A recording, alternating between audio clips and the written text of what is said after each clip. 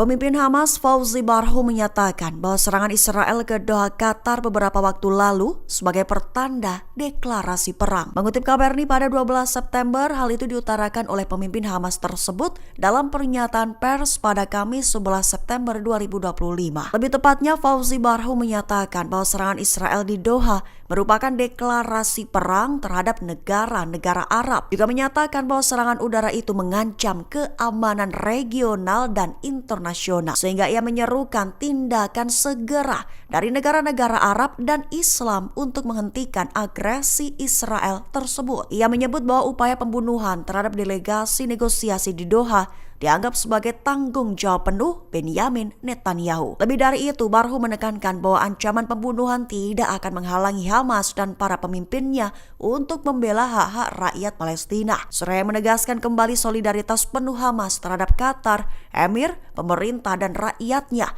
serta menghargai sikap mendukung Hamas dan penolakannya terhadap agresi Israel.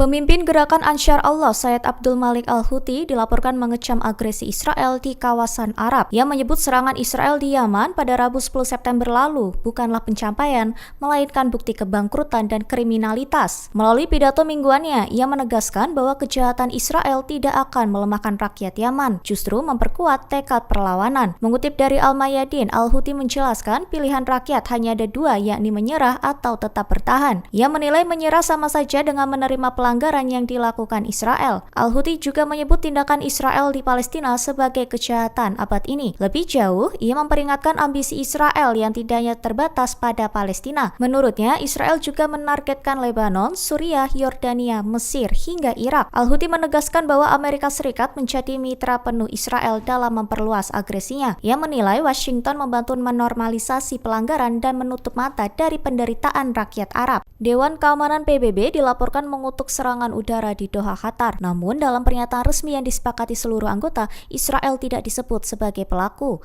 Mengutip dari Al-Mayadin pada 12 September bahwa kecaman tersebut datang setelah agresi Israel yang menargetkan pejabat Hamas di ibu kota Qatar. Serangan ini memicu kekhawatiran karena dapat menggagalkan negosiasi gencatan senjata di Gaza. Menurut sumber diplomatik, Amerika Serikat yang biasanya membela Israel justru mendukung pernyataan ini. AS bahkan menilai serangan itu sebagai langkah pihak yang tidak membawa keuntungan. Pernyataan PBB menegaskan pentingnya menghormati kedaulatan Qatar. Dewan juga meminta deeskalasi serta menegaskan solidaritas terhadap negara teluk tersebut. Sementara itu, Qatar selama ini berperan penting sebagai mediator dalam perundingan gencatan senjata. Namun, serangan di Doha dikhawatirkan akan melemahkan posisi diplomatik Qatar di mata internasional. Operasi Tongkat Musa Hamas ledakan tank Merkava Israel di daerah Al-Omari di Jabalia pada 9 September lalu dan buat 4 tentara IDF tewas. Sementara itu dipasang bersama dengan Brigade Tul Karim Al-Quds, tank Israel lainnya juga meledak usai menabrak alat peledak. Mengutip Palestine Chronicle pada 12 September, operasi Tongkat Musa Hamas masih dijalankan. Terbaru Al-Qasya menerbitkan rekaman operasi tank yang mematikan di Jabalia pada Kamis 11 September kemarin. Bersamaan dengan perlawanan Palestina itu juga memperingatkan adanya jaringan kolaborator